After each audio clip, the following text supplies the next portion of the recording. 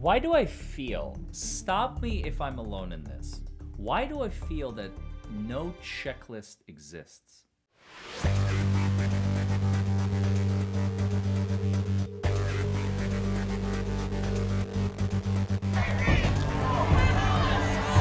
You must follow the law. The law says... Glorious. Is it a lawsuit? Probably. Why not?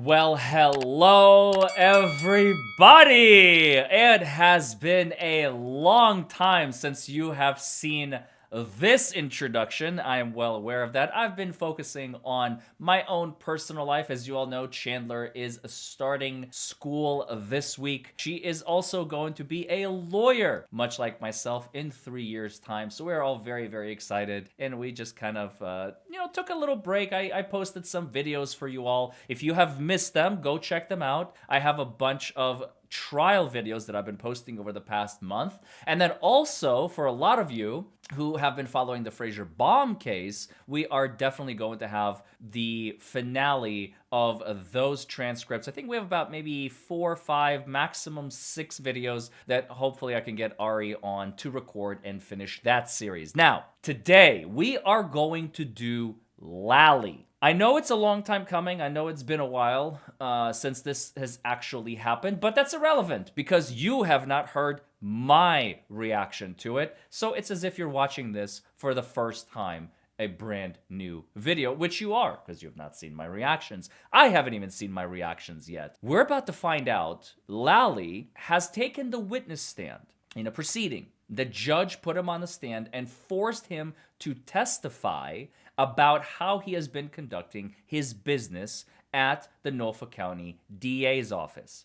So without further ado, I want to see what happened on that fateful day. We're probably going to break this up into a couple of videos, so be on the lookout for the conclusion after this video ends. Let's go. Why don't we start with ADA Lally? Sure. Okay.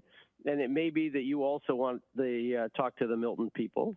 Well, I'd ask that everybody, all the witnesses, be sequestered, Judge. That makes sense. That's fine. Okay. They've been here all morning. And May I approach on behalf of ADA Lally sure. briefly? Judge Attorney Pat Hanley on behalf of ADA Lally, who's... Oh, you're near a microphone. You're good. Okay. Go ahead. Give me your name. Patrick Hanley on behalf of ADA Lally. Okay. I had filed, I think, either Thursday or Friday and served upon the Commonwealth and Attorney Scapiccio a motion to limit or perhaps modify the format of any presentation by ADA Lally.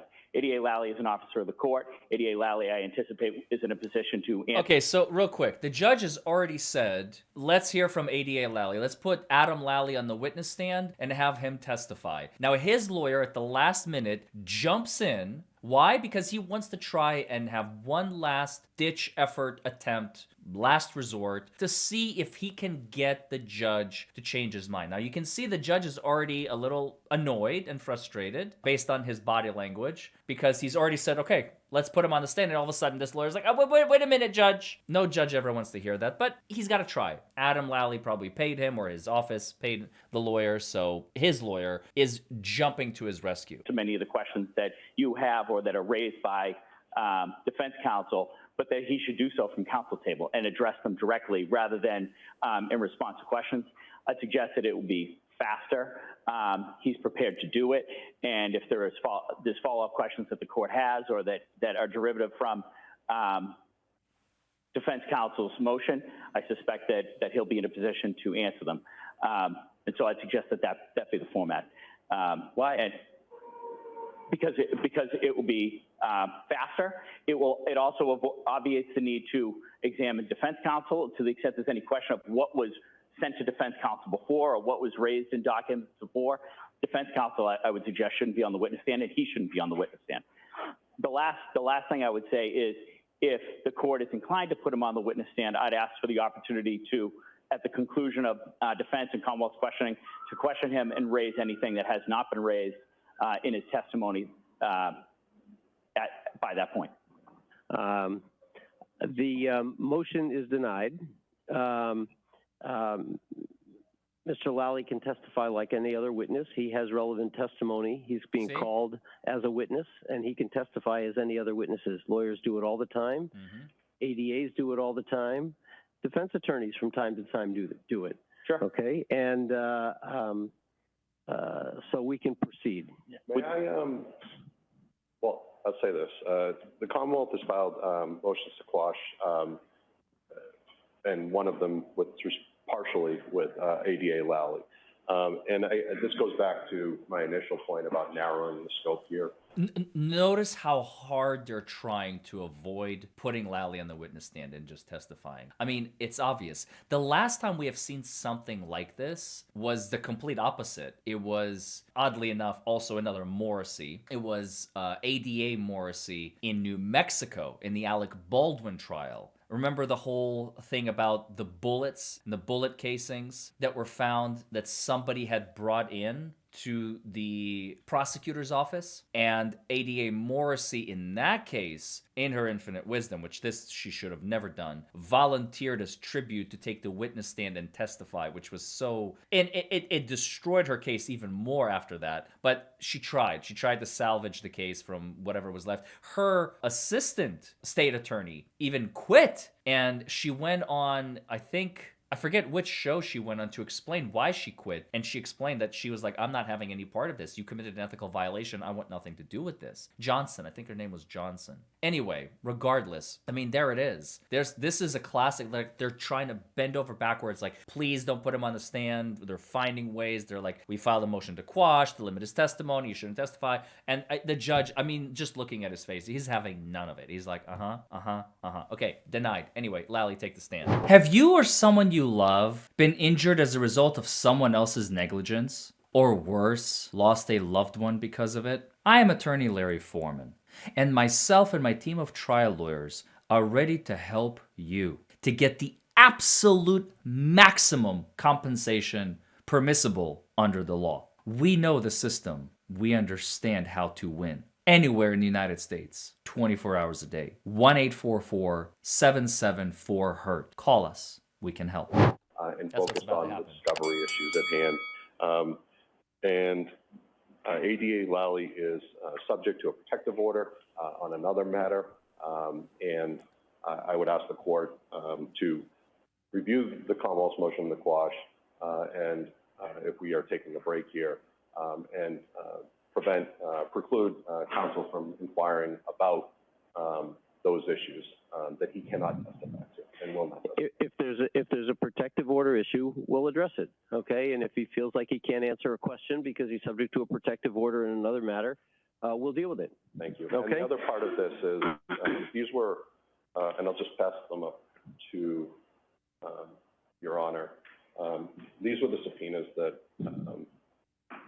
both ADA Hickman and ADA Lally received from counsel seeking production. It probably dovetails with counsel's request for all the emails. I would ask that the court quash in so much as the request for the file and any work product and anything that goes beyond Rule 14, mandatory discovery,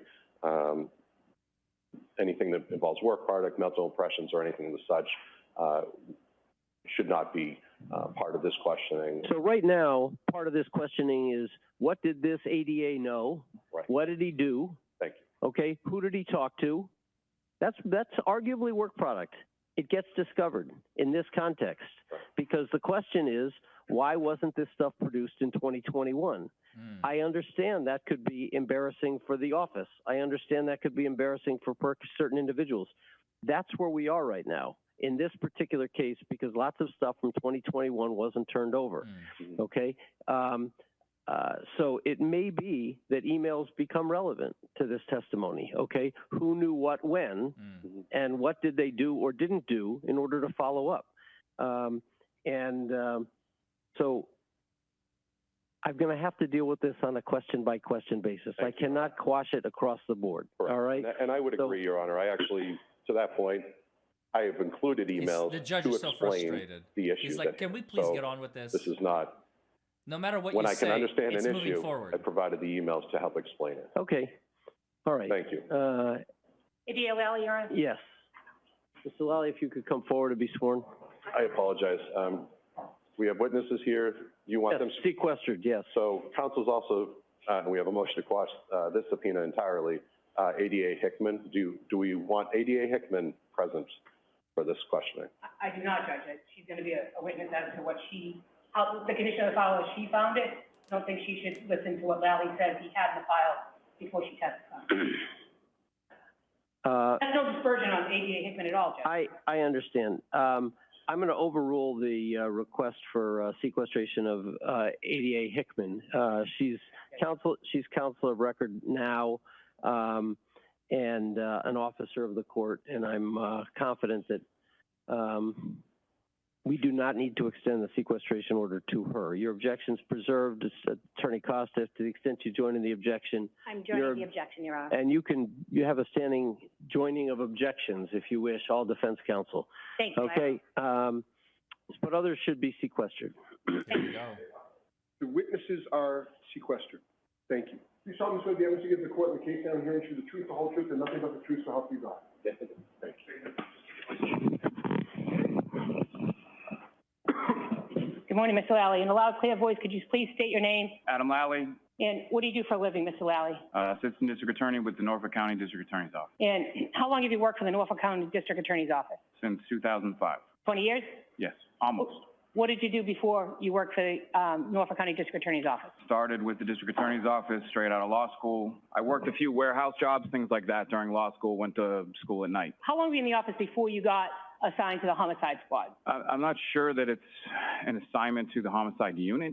I would say the first homicide that I had outside of the realm of motor vehicle homicide was probably 2015, somewhere in there. And let me back up a little. What type of training did the Norfolk County District Attorney's Office offer you in order for you to be able to comply with Rule 14 discovery? Objection. Sustained. When you started at the Norfolk County District Attorney's Office, you started in district court?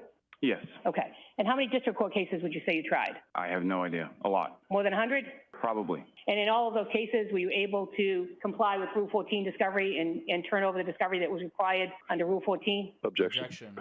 Sustained. The hundreds of cases that you tried in district court, was there ever any allegation that you didn't turn over information? Objection. Overruled. No. Okay. And then at some point you moved to Superior Court. When was that? Began working on Superior Court cases probably in 2006, full-time assigned to Superior Court in 2012. Okay. When you say full-time assigned to Superior Court, what does that mean?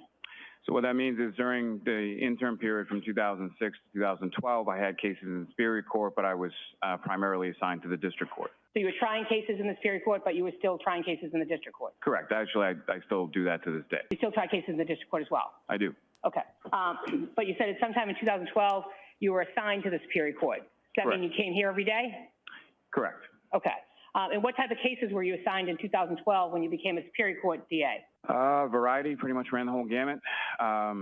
Narcotics cases, sexual assault cases, child abuse cases, breaking and entering, armed robbery, whatever I was assigned, that's what I did. How long after you got to the DA's office did you start trying what they call life felonies? I don't understand the line of inquiry. Everybody who is in the DA's office is responsible for complying with Rule 14 and is expected to know the confines of Rule 14 and to comply with it. So the backstory here is not particularly useful. What I want to know is what ADA Lally did in this instance. Understood, Judge. In any event, when were you assigned to the Miles King case? And Brianna Gardner, I'm sorry. Probably within a day or two. A day or two of what? Of the shooting and the murder occurring. Okay. And how do you get assigned in the district attorney's office? Do they email you? Do they call you? How do they do that? Objection. Overruled. I received a call from the first assistant. And who would that have been at the time? At the time, that would have been ADA Lynn Beelan. Okay. Did she tell you you were assigned to this homicide case? Yes. And what does that mean to you, being assigned to a homicide case? What does that mean? Well, I mean, at that point, it was an investigation. So as far as assisting with the investigation, should charges arise, handling the prosecution from there out. Once you get assigned to the Miles King, Brianna Gardner case, is there a policy within the Assistant District Attorney's Office in Norfolk County on how to gather information that's required under Rule 14? Objection. Overruled. A specific policy, not that I'm aware of, no. Okay, so there's no policy that you're aware of in the DA's office that details how to gather information. Is that what you're saying? Not that specific to that, no, not that I know of. So how did you gather information, and how did you gather information in the King-Gardner case that was required under Rule 14? What did you do? Objection, just specify what is, it's too vague. Overruled. Question is, what did you do? So what I do... And I think we can take it in chronologic order. We'll start at the beginning, and then we'll have follow-up questions. Sure. So what I do is what I do in every case, depending on how many different departments are involved. In this case, there was a local department and state police involvement, so I would make appropriate requests for any and all information that they had, any information, you know, specifically I could outline or delineate as far as what I felt was relevant. So it seems like Lally is being accused of failing to turn over evidence. Brady violation, essentially. They want to add Lally to the Brady list, you know, in so many words. And that's what this inquiry is about. In the King case, it seems like that's what they're talking about. I imagine there is some very serious allegation of failure to turn over exculpatory evidence. That's my guess. That's why he's testifying. That's why the judge wants to hear what Lally actually did. And that's why he's pushing forward, like, focus, okay? Lady, focus your questions. Stop being so broad. Have you ever violated the Rule 14? No, nobody cares. I'm talking about this case. What did you do in this case? I don't care about what you've done up until this case and leading up to this case. Okay, Lally? Very interesting. Very interesting. The judge is very, I don't want to call him hostile, but he's definitely not afraid of being confrontational. And Stop right there. How would you make those requests? Typically what I would do is write out a formal discovery request, submit the form to any involved departments, and communicate either via phone or email to whoever the relevant party was that I was requesting discovery from. When you say discovery forms, what do you put on? What did you put on the form in this case for Gardner and King? Initially, it would be for any and all police reports, any and all photographs, any and all Gardner and King. information as to who was present, lab reports, if they had access to fire department, run reports, any lab personnel that responded to the scene, you know, so that I would have an idea as to whether or not there was testing that was going to be conducted or items had been recovered from the scene, copies of any and all search warrants, including applications, affidavits, copy of the warrants, any returns. And let me stop you there. Do you have a memory in this case of asking for all the information that you just told us you normally ask? Did you do that in the Breonna Gardner and Miles King case? Did you ask for all of that information? Yes, and just for clarity purposes, when I'm initially doing this, it's not the Miles King and Breonna Gardner case. It's just an investigation. Correct. Okay. Well, and more to that point, Ms. Gardner didn't become a focus of the investigation until later on. Okay. So while you were investigating without a defendant being a suspect, at least not initially, you asked which departments for this information? The State Police, Norfolk County Detective Unit, as well as the Milton Police. I can't hear you. What was the last one? Milton Police. Milton Police. Okay, so you asked Milton Police, you asked the State Police. Who in Milton Police did you ask, and who in the State Police did you ask to send information? The Milton Police would have been, at that time, Lieutenant Michael Collins. The State Police would have been Trooper Michael Proctor, as he was a case officer, and Lieutenant Brian Tully. And so you have emails going to all three of them asking for all of the information that you just listed, which would be normal information that you'd ask in any case after a homicide. And we've already learned two things. First, we learned that Michael Proctor is, I don't even know how to describe him anymore. A disgraced, it just doesn't do it justice anymore. He's an abomination. That's what he is. So we learned that Michael Proctor is an abomination of a human, and forget law enforcement officer, because he's not one anymore, thank God. And then Tully, I have a playlist on Tully. If you don't know what Tully is about, go check it out. You'll see exactly what I mean, what kind of a screwed up person Tully is, and what sort of a liar he is. So two notorious liars, and one is no longer a state trooper. Lally would refer to both of them for information, which is horrific to think about. Is that right? Yes. And let's just take Mr. Proctor, Trooper Proctor, did he respond to you? Yes. And what did he provide you? At varying... No, to the extent he recalls, he can testify. So at varying times, there were different productions of material, whether it was what was available at that time. So initially it would have been just whatever reports were available at that time. Later on would have been photographs, video. So How often would you say you emailed or communicated with the state police in specifically Trooper Proctor or Trooper Tully regarding discovery in this case? I cannot tell you how many times via email, but I mean, it was a constant conversation, particularly throughout the grand jury process as far as discovery was concerned. Okay, so when you say a constant process, was there a time period where you asked for stuff and you didn't get it, so you were re-asking for it, or is it always new information that you're getting from the state police? I think it would vary. I think there were certainly items that I probably had to ask for more than once, but there were definitely items that I had asked for and was provided promptly, and then moved on from there to either additional information or that avenue was complete. So do you keep records of, I asked for search warrants, I asked for crime lab stuff, I asked for witness statements? Do you keep records when you receive that information to be able to check off to say, I got these things, they're no longer outstanding, and the rest of this is? I mean, I keep records in the sense of a list of items I'm looking for, and obviously when I receive something, then yeah, that would get checked off the list as far as I'm not looking for that anymore because I have it. Okay, so if you got a set of grand jury minutes from a witness that you know testified in front of the grand jury, you'd check that off your list? Well, as far as yes, I mean, I was at the grand jury, so I know who testified at the grand jury, but as far as receiving the minutes, yes, I'm aware of the dates, and when I receive the minutes, then that would check that off the list. I missed, I think, a question and answer, one question earlier. I think the question was, do you keep records of what you requested? What was your answer to that question? So records, as far as what was requested, I would always have, at least in some form, some sort of running list of items I was looking for, and then if I received an item, then that would be something that would be off the list. Now, that list would be obviously added to as information develops, and there might be additional items that I'm looking for. And presumably because it's on the list, you've made the request? Yes. Okay.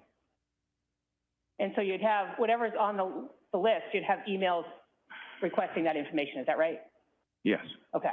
And then if they emailed back, you'd have checks off of your list that you got whatever it was, that, you know, maybe you were asking for 10 things and you got 5. You'd check those 5 things off your list, is that right? Yes. Is there any other mechanism you used to document what you got from, just right now we're talking about the state police, Trooper Tully and Trooper Proctor? I'm sorry, any other mechanism of doing what again? Keeping track of what they're producing for you. Is it all just emails and check marks on a list? Or is there some other way that you keep track as well? No, I mean, it would be something that I would have a list of items that are outstanding that would be, you know, followed up on if they hadn't been received at that point, and then I would follow up with whoever the appropriate person was to get copies of those. And these lists remain in the file? Your lists with the check marks remain in the file? To the best of my knowledge, yes. Okay. And have you reviewed any of them before you testified here today? No. Why do I feel, stop me if I'm alone in this, why do I feel that no checklist exists? That he just kind of wings it? A checklist would definitely, for one thing, it would protect Lally. For another, it would simply help guide him. But I think they do things so willy-nilly over there at the Norfolk County DA's office and so loosey-goosey. I don't think there are any lists with no check marks or being checked off. Just to call it a hunch, call it a gut instinct. I don't trust Lally. I don't think he's telling the truth. He's really being very dodgy with that question. And like, to the best of my knowledge, yes, it is. And I'm not sure. Yes, I have a rolling list. Things get removed, things get added, things get checked off, things get crossed off. It just doesn't feel genuine. Am I the only one? Let me know in the comments below. Okay. Is there a reason you didn't review the file before you testified here today? I don't have the file. You work for the DA's office, right? I do. And it's in the DA's office, right? Yes. And you knew you were going to be asked questions about this case, right? Yes. And you didn't do anything to educate yourself about what you did initially on the case? Objection. This is her witness. Well, I'm not sure I agree with that as an objection, but I'm going to sustain the objection as to the relevance. He did not review the file. Next question. So what did you review in preparation for your testimony here today? I reviewed portions of the file. I reviewed some of the items that have been produced by ADA Hickman. I reviewed search warrants. I reviewed police reports. I reviewed, you were asking specifically as far as checklists or notations. I didn't review those, but I did review. That's not what I she have asked. portions of the file. I have access to the file, and I did review. Okay, so you did review it. Okay. You lied. So you did review portions of the files, what you're Yes. saying now? Oh, yes. You just didn't review your checklist? No. Okay.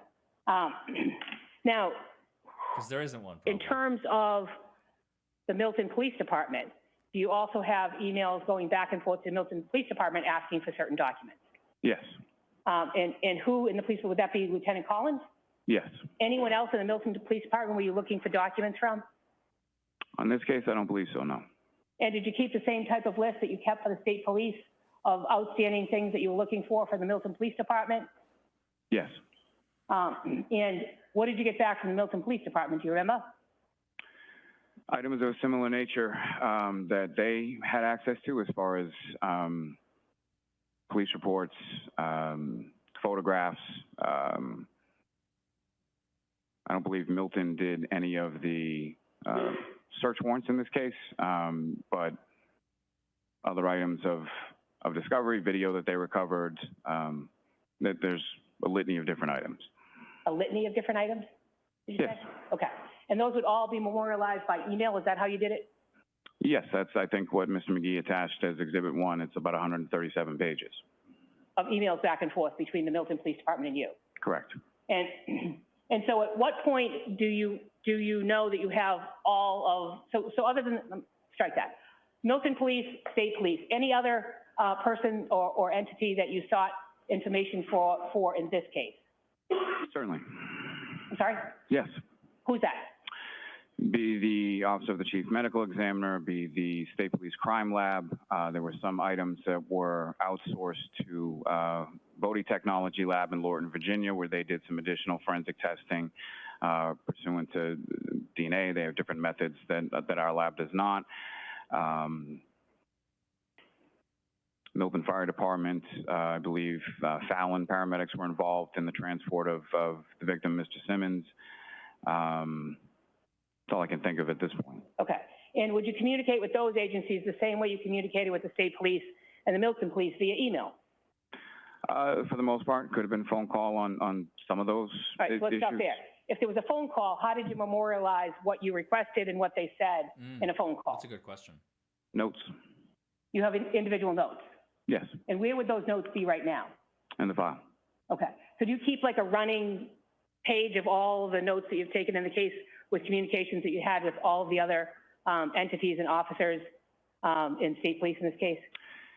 Not all in one location, but it would be sort of divided up by different entities as far as what I was requesting from that specific entity and what I was looking for, what I was still waiting for, what was still outstanding, things of that nature. Okay.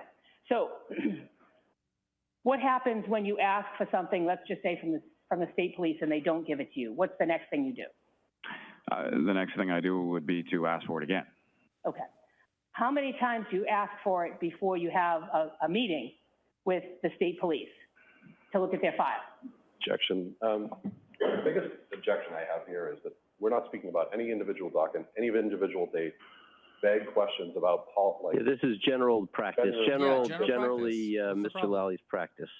I think part of the issue here is we don't have very specific items that are being referred to. Right. But I think I'm going to overrule the objection and give Attorney Scapiccio a little bit of leeway here in terms of general practice. So in general, how many times do you email for the same document before you go to the State Police and start to have a sit down with them? I think it varies. I think it would be depending on a lot of different factors as far as what the item is, what the explanation is for why I don't have it yet, whether how connected the victim and or defendant are. If they're an outsider, we do less work. If they're an insider, we're going to do a whole lot more for them. You know what I mean? Or maybe flip that. If they're an outsider, we're going to do a whole lot more work to throw them under the bus. If they're an insider, we're going to do less work so they don't get convicted. You know, the usual. it's not available or whether it's something that they're currently working on, or if it's something we've seen it in the Karen Reed case that I know has been completed.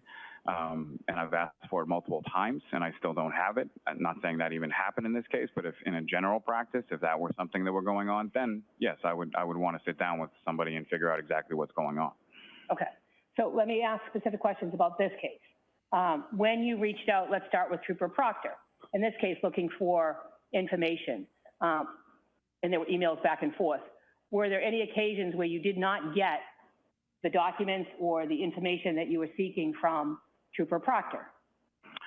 I don't recall anything specific other than if it was a situation where I'm looking for a report about something and that report hasn't been completed yet, or that item hasn't been obtained yet for whatever reason.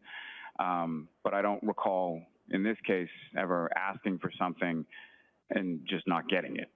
Do you remember asking Trooper Proctor for the search warrants that he did in this case? Yes. And the affidavits accompanying the search warrants? Yes. And did he provide them to you? What I received was a partial affidavit for search warrant. Did he provide them to you, yes or no? Some. How many search warrants do you recall there being in the King Gardner case? In 2021 or beyond? Let's start with 2021. How many search warrants? You guys pulled the search warrants? 6. 6 search warrants. Did he, when you asked, and he signed all 6 search warrants, is that fair to say? That's my understanding, yes. Okay. And so when did you ask Trooper Proctor for the search warrants? In July or August of 2021 when they were filed for. Okay. And when did you get all 6 search warrants from Trooper Proctor? I didn't get all 6 search warrants from Trooper Proctor. You did not? I did not. Okay. So did you get 1 search warrant from him? From him specifically, I received a portion of the affidavit for search warrant 306 and the entire affidavit for search warrant 348. Okay, so you got portions of 2 search warrants, and you knew there were 6 search warrants, is that right?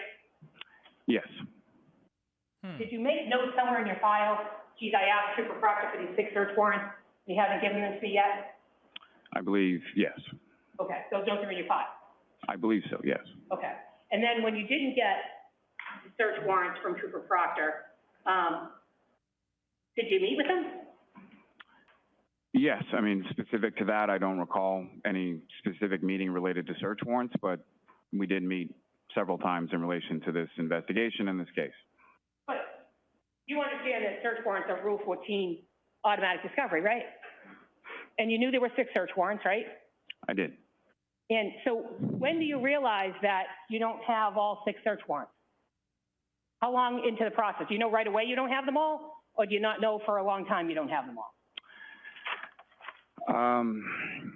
I don't think I realized at that time that I didn't have them all. So how, then I guess I'm confused about how your system works. You said you had a system where if you asked for something and you didn't get it, you would then follow up with the police officer asking again and again. Did you do that with Trooper Proctor in this case with the 6 search warrants? Sounds like yes, I believe so. How many times did you email Trooper Proctor asking for the 6 search warrants? I don't know. More than 10? I don't believe so, no. Okay. How far in between each email? Did you wait a month and email him again? Did you wait a week? Did you wait a day? How long in between your requests to Trooper Proctor to produce the 6 search warrants in this case? I don't know. You don't? No. Did you review your emails before you came here today? Some of them, yes. Did you see any emails to and from Trooper Proctor regarding the search warrants? Yes. How many did you see? I don't recall. More than 5? Yes. More than 10? I don't know. What are the dates of the first time you asked Trooper Proctor for the search warrant? Specific date, I don't know. How long before the next time you asked him for 6 search warrants? Specifically, I don't know. Was it months or weeks? Weeks. Weeks later. Okay, Yes. so that's 2 times you asked him. What about the third time? How much time went by? I don't know. Months or weeks? I don't know. What about the 4th time? Again, I don't know how many times and I don't know specific dates. So I guess my question is, how does your system work if you're not getting the discovery that you're asking a police officer for, and you're asked for it, let's just say 5 times. See, I feel like she assumes that Lally is organized. That's her biggest problem. She assumes that Lally has a system, a methodology that he uses in all cases, and it's like, here's my list, and I have like little check boxes, and I have like little notes that I make, like contacted Trooper Proctor on July 17th, 8:30 a.m., notified, left a voicemail, hey, I need the stuff, give me the warrants, give me the search warrants that you have. And she imagines that he's got like a meticulous system. The reality is, more than likely, again, this is just a hunch, this is just a guess based on my own personal experience with prosecutors and my experience with Adam Lally in the Karen Reed case. I don't think he has a meticulous system. He just kind of wings it. It's all over the place. Sometimes he gets it. Sometimes he doesn't get it. He doesn't really care, more than likely. That's why he's in the hot seat. You don't just end up testifying on the witness stand when everything is done right. You know what I mean? Had he had a system, maybe he would have never ended up in that chair in the first place, in that little witness box. But there you have it, folks. He's right there. So, I don't know. Let's find out. Let's see what we got. What do? Do you go to the office and you sit down and say, give me these search warrants, I have to turn them over? Yes. You did? Yes. Did you do that in this case? Yes. You go to Trooper Proctor and say, give me the search warrants because I have to turn them over. Yes. When did you do that? Sometime prior to the defendant's arraignment in December of 21. November of 21, did you say? December of 21. December of 21. So when you get to his office, do you go there or do you tell him to come to your office? I don't know how that works. Either way, I don't Remember how you met about the search warrants the first time? In other words, did he come to you or you go to him? I don't know. Okay. So you have a sit down. Yes. And you ask him for the 6 search warrants. And what does he say? You will get them to me. He will get them to you. Yes. Okay. If you tell him I have an obligation to turn this over because it's Rule 14 discovery, I need it right away, I've asked for it 5 times, what's the deal? Those specific words, no, but the gist, yes. Well, tell me what you said specifically. I don't know. Well, give me a best estimate of what you said to Trooper Proctor after you asked 5 times Objection. the search warrants that he didn't turn over. Sustained. So, did you keep any notes of your conversations with Trooper Proctor when you were asking for these 6 search warrants that he didn't give you? No. Why not? Oh, there it is. It was something that I knew that was outstanding. It was something that I had asked for in written form numerous times. I didn't feel the need to write a note that I asked for it again. So that's the first sit down. Did you send emails after the first sit down saying, hey, you promised me you're going to send these 6 search warrants, I still don't have them? Objection, assuming facts. Overruled. I'm sorry, could you repeat the question? Did you send another email to Trooper Proctor after you had the sit down at sometime in December of 2021 saying, hey, you still didn't send those 6 search warrants, can you send them over? Yes. How far after Mr. King's arraignment in December of 2021 did you send that email to Trooper Proctor? I don't know. Was it a year? I don't think so, no. What do you think? What's your best estimate of when you sent that email after you sat down with Trooper Proctor? I would say probably a few months later. All right, a few months. Yes. So February, March of 2022, is that what you're thinking? I don't recall specifically. So when you're in this room with Trooper Proctor asking about the 6 search warrants, do you ask him for his file? Like, give me your whole file so I can go through it and figure out what's in it? No. Why not? You're there. There's outstanding discovery. You have the obligation, not the police officer. Why don't you ask? I entrusted that whatever discovery I was requesting, I would get at some point in a timely fashion and then turn it over. But you didn't get it. You asked for it 5 times. You didn't get it. You had to go see him.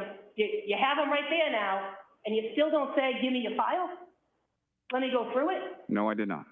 And when he says you'll get the search warrants, I'll send them to you. Did he have them? Did he have copies of the search warrants? He just wasn't giving them to you? That I don't know. You'd have to ask him.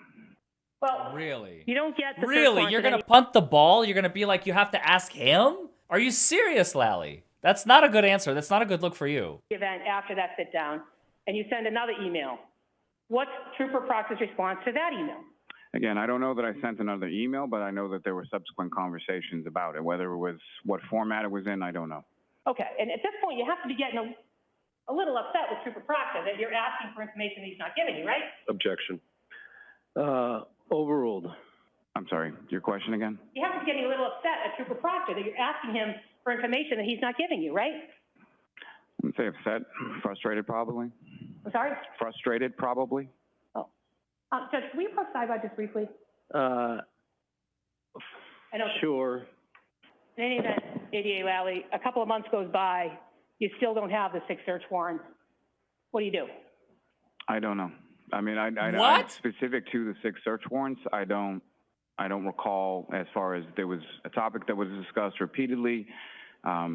Obviously, I never received them because I never provided them to you or to Ms. Costa. Okay. So I guess what I'm saying is you knew they existed, and you knew that, let me just say this, you knew that all six search warrants existed. Is that right? Yes, we went through all six of the search warrants on the last day of the grand jury presentation on November 19th, 2021. That's in the grand jury minutes as far as going through each of the materials, each of the search warrants, that they were search warrants, how that material was obtained, and the material that was returned in response to 3 of the search warrants was marked as grand jury exhibits 33, 34, and 35. Right, but not the search warrant. Correct. Well, no, actually, I'm sorry. Information in front of the grand jury about 6 search warrants that you hadn't seen, and you put returns or information that had been returned in front of the grand jury on search warrants you had never seen.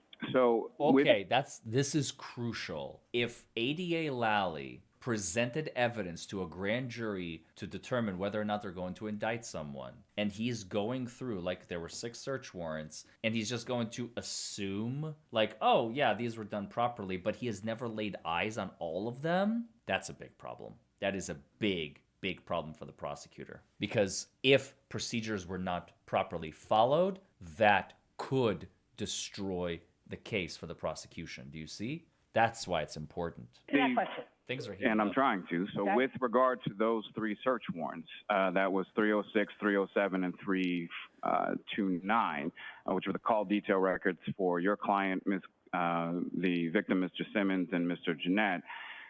The materials that came back from the cell phone providers also contained a copy of the warrant, as well as the addendum to the warrant, which was then also provided to you and Ms. Costa in discovery.